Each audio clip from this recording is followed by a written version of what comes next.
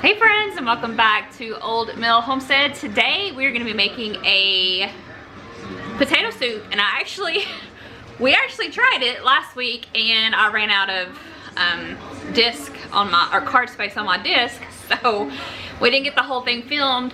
We loved the recipe, and so I waited a week or so. I guess it's been about 10 days, and we're going to make it again today. So on the stove behind me, I've got my pot heated up, and I'm gonna put some turkey bacon in there to cook. Now I don't eat regular bacon, so we're gonna use turkey bacon. We're gonna get that cooking. I already have my potatoes, my onions, and my garlic chopped up. I saved you the expense of watching me chop vegetable or fruits and vegetables because let's just be honest, I'm not, you didn't miss anything, right? I'm not a master chopper. My goal is to get it chopped and keep my fingers. So I didn't show that, but let's swing around and get started. Okay, so in my Dutch oven, I just put some avocado oil in the bottom, and then I have our turkey bacon, and I'm just going to place it in the bottom. I'm gonna go ahead and use all 8 pieces. What we ended up doing last time was I put some in the soup, and then I used some as a garnish for on top. So, and turkey bacon takes a hot minute to cook, so we're gonna get this started, and then we'll be back once it's all done. Like I said, it takes a minute to get all of the turkey bacon going. I just went to Publix and picked up, it's just Greenwise turkey bacon, which is Publix brand.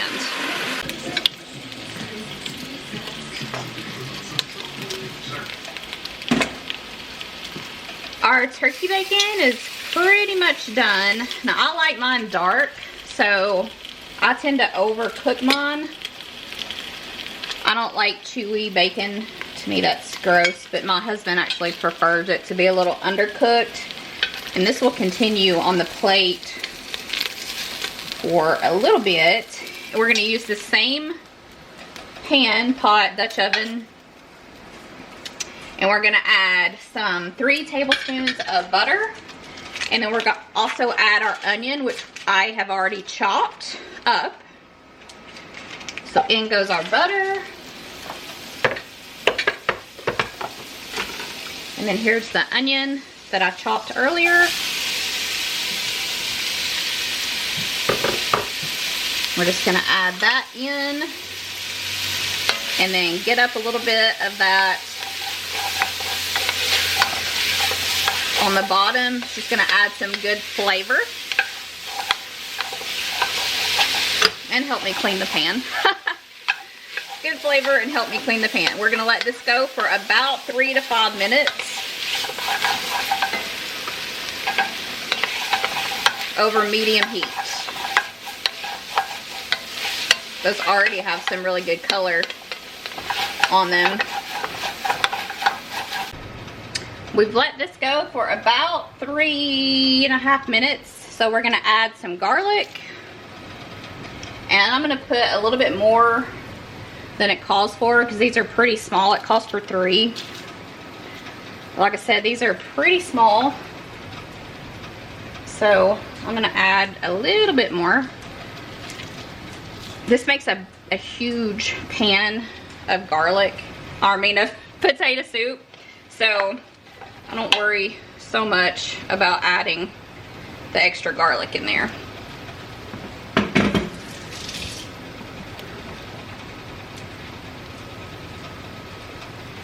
And we're just gonna kind of let that go for about 30 seconds. Again, over medium heat. Smells so good.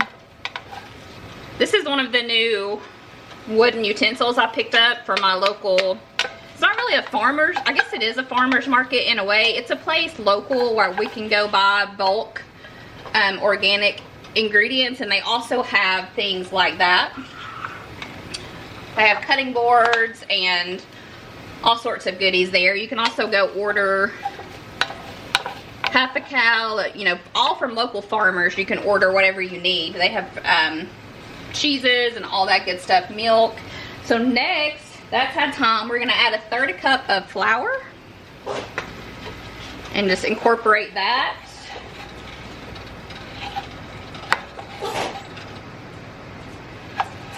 In.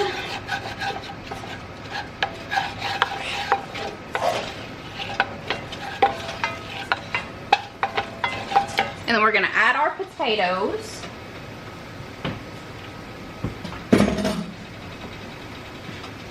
This is a cutting board that my husband got me for Valentine's Day because he knew I didn't really have one. I have a little tiny one, and you couldn't really cut much on it. And so for Valentine's Day, he got me this and an ice cream scoop. I don't know if you heard me in one of my other videos that I did not have a ice cream scoop. Well, he heard me and he got me that and this for Valentine's Day.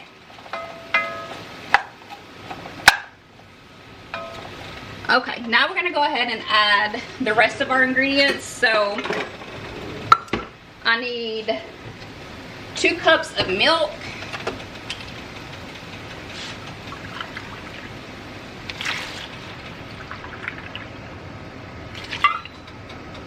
And then I should have gotten a different measuring cup, but I didn't. That's okay. We need 4 cups of chicken broth. This is a 1 cup measure, so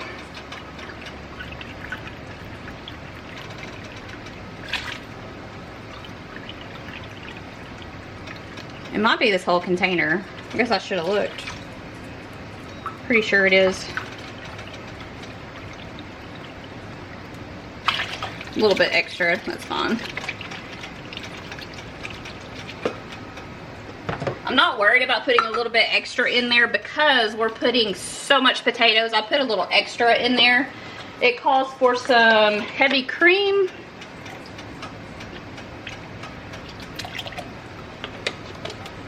Two-thirds a cup. That's probably more than 2/3 a cup. And then we're gonna go ahead and put some chili powder in, some pepper,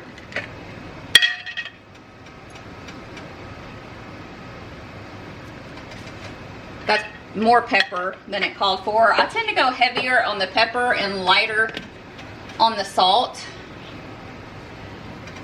And there's our salt. And we're just gonna stir all that together. We're gonna bring this to a boil and let it go for 10 minutes until the potatoes, until we can put a fork in the potatoes. So let's go ahead and turn this up and get this coming to a boil. I don't know if y'all can understand my southern accent. Bring it to a boil. There we go. That looks good. It might be a little liquidy, and I may have to do something to fix that because I did add a little extra chicken broth, but I added so many potatoes, I kind of wanted to counterbalance that. We're gonna leave that alone and let it come to a boil and go for 10 minutes. So while that's coming to a boil, I just wanted kind of to take a second and encourage you. First, I wanted to say thank you for all of your suggestions, especially on my Marry Me Chicken video about utensils and places to look for things, ways to cook, things that are easier, making the biscuits and the dinner rolls. You guys gave me a lot of input on that, and it's much appreciated because you're helping me. That's all what this channel is. I'm new to everything, new to cooking, new to gardening, new to canning, new to raising chickens, new to basically, we've lived on this homestead for 10 years, but we've never brought it to its potential. So everything's new, and I appreciate your suggestions. I did pick up several things at my local farmer's market. These 2 spoons, the one you saw me use, I picked up a scoop to scoop the oats and salt and sugar that I bought from As Your Standard out. I picked up, what else did I pick up? I picked up these, sorry. We got a fur baby below me. I picked up these at my local farmer's market. I keep calling it a farmer's market. It's more like a store that sells organic things, but it's really cool. And we haven't had anything like that until that store came in, so it's really cool. I'm gonna let this go and get to a boil for 10 minutes, and then we're gonna come back and add the rest of the things that we need to add, which is basically just the immersion blender. And we're gonna not puree it because we don't want like a pure liquid, but we want a little bit of chunk, a little bit not. So that's kind of the texture we're going for. Last time I made this, when we made it like 10 days-ish ago, a week ago, 2 weeks ago, I kind of pureed the whole thing. It was still good, but that wasn't what I meant to do. So again, it's a learning process. Always follow the recipe that I'll link below, because I get frazzled easy because this is all new and I'm still learning. So this time I actually printed the recipe out so that I would have it instead of having to go back and forth to my phone, because that makes me miss steps. And a lot of times I forget steps, and it's all a learning process, and I enjoy it. Obviously I don't love it when something doesn't come out, because I feel like I kind of wasted the ingredients, but I'm learning.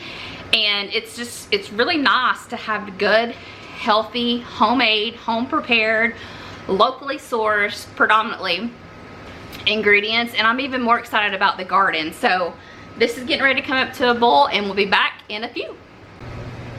We are back. So this is cooking away. It's almost done. I went ahead and chopped up my bacon pieces. I'm gonna put some in the soup, and then some, ooh, that's hot, some on top as a garnish. So the way it says you can garnish this is, I mean, honestly, any way that you want, but it says to add some sour cream, some bacon, scallions, I don't have any of those, or green onions, I don't have any of those, and some cheese. So what we did last time is we just added the bacon and cheese, and that was fine. I don't think that either of us used sour cream. It does call to add some sour cream in after you've pureed, used your stick blender and pureed it down a little bit. These are nice, good looking chunks. I'll get you a close up here in just a second. Just need to finish. I also would say don't leave this.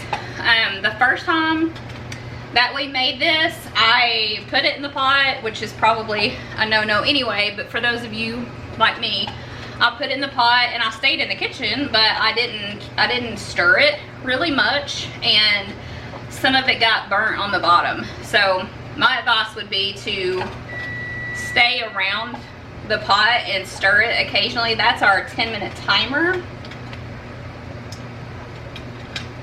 Oh yeah, those are nice and soft. So in an effort to prevent burning this, I'm gonna cut this off, and I'm gonna put it on this back one in the back here. I'm trying to figure out if I can pick that up, but it's a little warm. So I'm gonna put this on the one in the back, which I have on low. I think that will help me from burning it. And I'm gonna let it kind of calm down, and then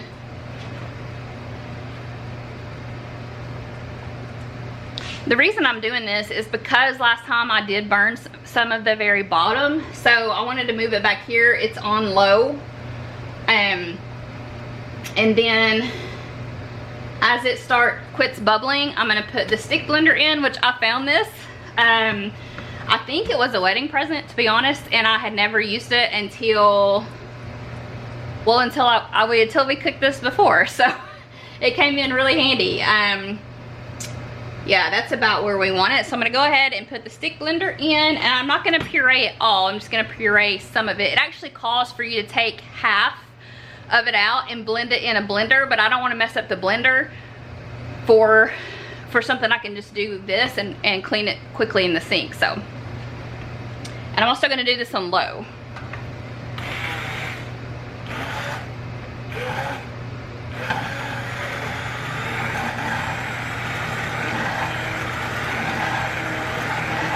I'm going to take a look at that. I think that's going to work right there. And I don't know if you can tell, it has thickened up some. It's not thick by any means, but it has thickened up some. So let me detach this and put this in the sink. And then it calls for you to add, at this point, a little bit of sour cream. So I'm gonna put a little bit in there. And just stir it with this spoon, since I've already got this spoon dirty. And I can feel that some of it is getting close to sticking on the bottom, so I'm gonna try to, I don't want to scratch my pan, and I don't know if metal will scratch it. You guys probably do, but I don't want to scratch my pan. So I'm gonna switch it back to this and just work it back and forth on the bottom, because like I said, I really don't want to scratch my pan trying to keep it from burning. And that is really it, guys. I'll give you a close-up shot. I am gonna go ahead and throw some of the bacon in there.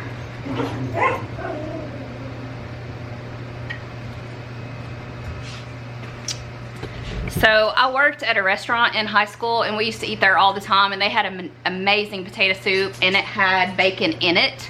So that was back when I ate bacon. Matter of fact, I think I quit eating bacon shortly after that, but it was back when I still ate bacon and or pork and beef. And their potato soup was amazing. And this is kind of a combination of the recipe that I'm going to post below and one that my mom had. Hers was a little less ingredients in it, but the same basic principle. Hers was a little thicker, and this will thicken up a little bit once it just kind of sits and simmers. Not a lot, but it does thicken up a little bit. You could probably add, I don't know, a little more flour maybe, or a little cornstarch. I'm not sure. I'd have to Google it, but I'm fine with this. Look at that. Looks so good. So let me bring you up so you can see.